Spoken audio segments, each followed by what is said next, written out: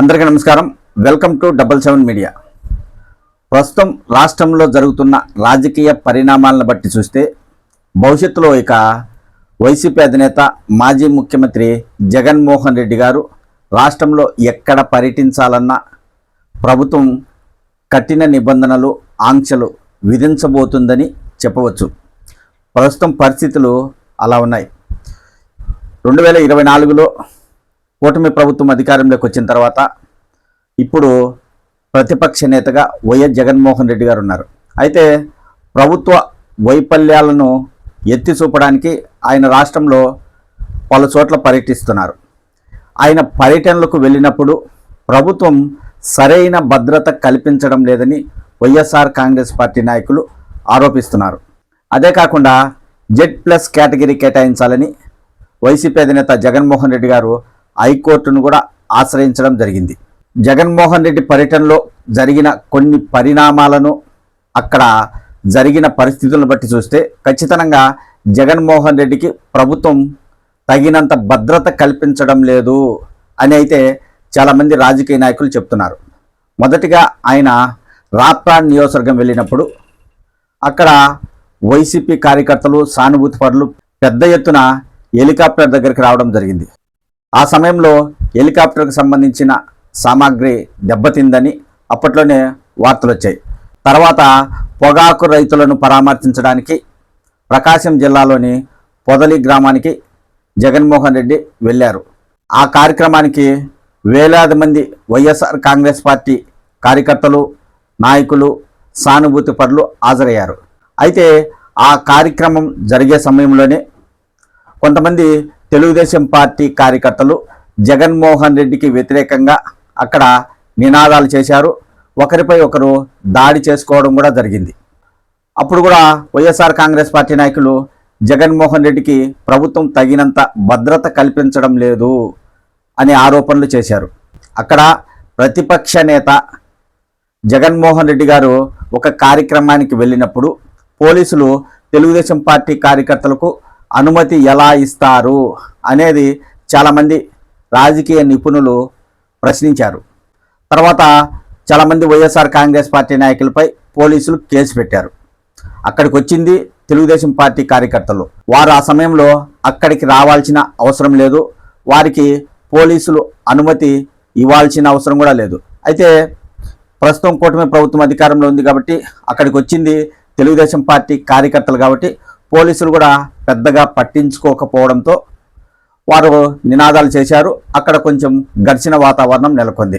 ఇకపోతే పల్నాడు జిల్లా సత్తినపల్లి నియోజకవర్గం రెంటపాళ్ళ గ్రామంలో వైసీపీ నాయకుడు ఆత్మహత్య చేసుకోవడంతో ఆ కుటుంబాన్ని పరామర్శించడానికి అక్కడికి వెళ్ళారు.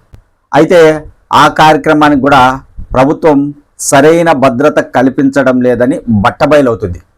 అక్కడ జగన్మోహన్ రెడ్డి గారు వెళ్ళినప్పుడు ఆయన కారుపైకి ఎక్కి కార్యకర్తలు నినాదాలు చేయడం జరిగింది, జై జగన్ అంటూ. అక్కడ భద్రతా లోపం కనిపిస్తుంది.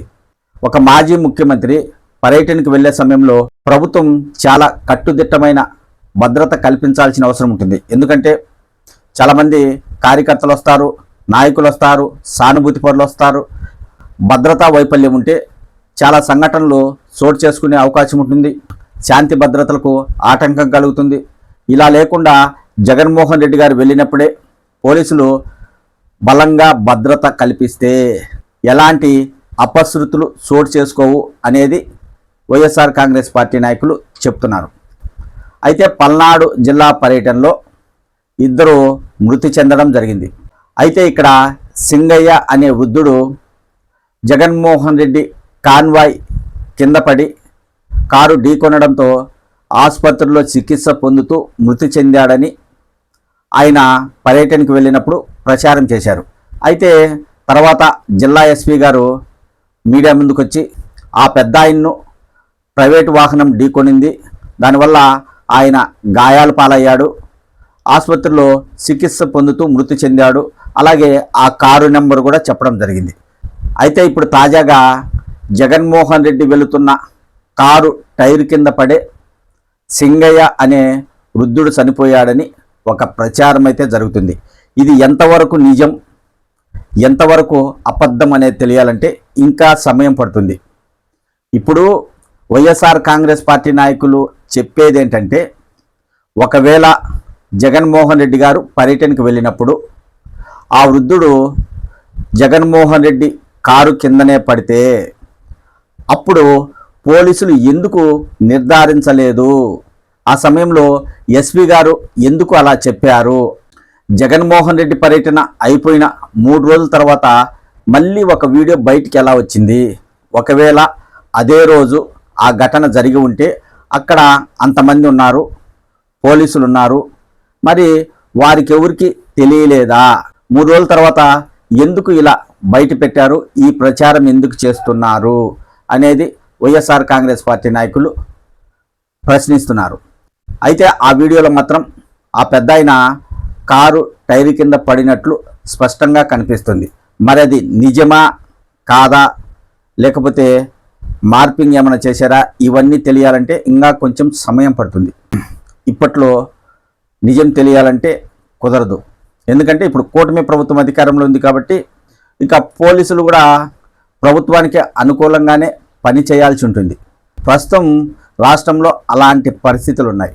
అయితే ఇక్కడ వైఎస్ఆర్ కాంగ్రెస్ పార్టీ నాయకులు కానీ రాజకీయ విశ్లేషకులు కానీ చెప్పేది ఏంటంటే, జగన్మోహన్ రెడ్డి గారు ఆ పర్యటనకు వెళ్ళినప్పుడు ఒక వ్యక్తి ఆయన కారు టైర్ కింద పడ్డాడంటే ఇక్కడ భద్రతా లోపం కనిపించడం లేదా, అదే పోలీసులు భద్రత కల్పించుంటే ఇలాంటి సంఘటనలు ఎందుకు జరుగుతాయి. మామూలుగా ఒక మాజీ ముఖ్యమంత్రి పర్యటనకు వెళ్ళినప్పుడు రోప్ పార్టీ ఉంటుంది, అంటే వాళ్ళు పూర్తిగా తాడు చుట్టూ పట్టుకొని ఆ లోపలికి ఎవరిని రానివ్వరు. కానీ పల్నాడు జిల్లా సత్తెనపల్లికి జగన్మోహన్ రెడ్డి గారు వెళ్ళినప్పుడు ఆయన కారు పైన కూడా వైసీపీ కార్యకర్తలు ఎక్కడం జరిగింది. అంటే అక్కడ భద్రతా లోపం ఎలా ఉందో స్పష్టంగా కనిపిస్తుంది. ఇక్కడ గమనించాల్సింది ఇదే. మామూలుగా ముఖ్యమంత్రి గారు కానీ మంత్రులు కానీ ఇతర ప్రముఖులు వెళ్ళినప్పుడు ప్రజల్ని ఎవరిని దగ్గరికి రానివ్వరు, ఖచ్చితంగా అందరినీ దూరం పెడతారు. మామూలుగా ముఖ్యమంత్రులకు, మాజీ ముఖ్యమంత్రులకు ఇలాంటి వారికి రోప్ పార్టీ ఉంటుంది. కానీ జగన్మోహన్ రెడ్డికి అక్కడ రోప్ పార్టీ ఎందుకు లేదు అని వైఎస్ఆర్ కాంగ్రెస్ పార్టీ నాయకులు ప్రశ్నిస్తున్నారు. అయితే ఇక్కడ మొత్తానికి వైఎస్ జగన్మోహన్ రెడ్డి పర్యటనలో అడ్డుకోవడానికి తెలుగుదేశం పార్టీ డైవర్షన్ పాలిటిక్స్ చేస్తుంది అనేది ఇక్కడ చాలామంది చర్చించుకుంటున్నారు. జగన్మోహన్ రెడ్డికి భద్రత కల్పించకుండా ఆయన పర్యటనలో అపశృతులు జరిగితే వాటిని సాకుగా చూపి ఇంకా రాబోయే రోజుల్లో జగన్మోహన్ రెడ్డి గారు రాష్ట్రంలో ఎక్కడ పర్యటించినా ఆయనకు ఆంక్షలు విధించి ఆయన పర్యటనను అడ్డుకోవడానికి కూటమి ప్రభుత్వం ఇలా ప్రయత్నాలు చేస్తుంది అనేది పలువురు రాజకీయ నాయకులు చెప్తున్నమాట. ఇక్కడ మనకు క్లియర్ కట్గా అర్థమవుతుంది. జగన్మోహన్ రెడ్డి గారు ఎక్కడికి వెళ్ళినా ప్రజలు తండోపతండాలుగా తరలి వస్తున్నారు. ప్రభుత్వం ఒక అంచనా వేసుకుంటే వైఎస్ఆర్ కాంగ్రెస్ పార్టీ కార్యకర్తలు, నాయకులు, సానుభూతి పరులు పెద్ద ఎత్తున ఆ కార్యక్రమానికి హాజరవుతున్నారు. దాంతో ప్రభుత్వానికి ఒకంత నష్టం కలుగుతుంది అని ప్రభుత్వ పెద్దలు భావిస్తున్నారు. అందుకే జగన్మోహన్ రెడ్డి పర్యటనలకు అడ్డుకట్ట వేయాలంటే ఖచ్చితంగా అపశృతులు జరిగితే అప్పుడు జగన్మోహన్ రెడ్డికి అడ్డుకట్టు వేయడానికి సులభతరంగా ఉంటుంది.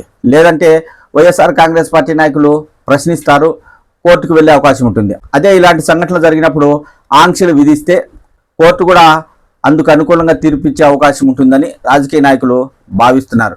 మొత్తానికైతే జగన్మోహన్ రెడ్డికి భద్రత కల్పించడంలో కూటమి ప్రభుత్వం వైఫల్యం చెందుతుంది. జెడ్ కేటగిరీ జగన్మోహన్ రెడ్డికి ఇవ్వాలని వైఎస్ఆర్ కాంగ్రెస్ పార్టీ నాయకులు కోరుకుంటున్నారు.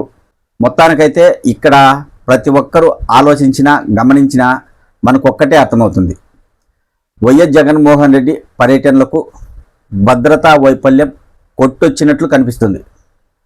భద్రత ఉంటే జగన్మోహన్ రెడ్డి దగ్గరికి ప్రజలు ఎవరు రాలేరు అనేది అందరికీ తెలుసు. కానీ భద్రత ఇస్తున్నాం అయినా వైఎస్ఆర్ కాంగ్రెస్ పార్టీ నాయకులు, కార్యకర్తలు అతి చేస్తుండడం వల్ల ఇలాంటి పరిణామాలు చోటు చేసుకుంటున్నాయి అనే ఒక వాదన తెరపైకి తీసుకురావడానికి తెలుగుదేశం పార్టీ నాయకులు ఈ విధంగా చేస్తున్నారని వైఎస్ఆర్ కాంగ్రెస్ పార్టీ నాయకులు అయితే ఆరోపణలు చేస్తున్నారు.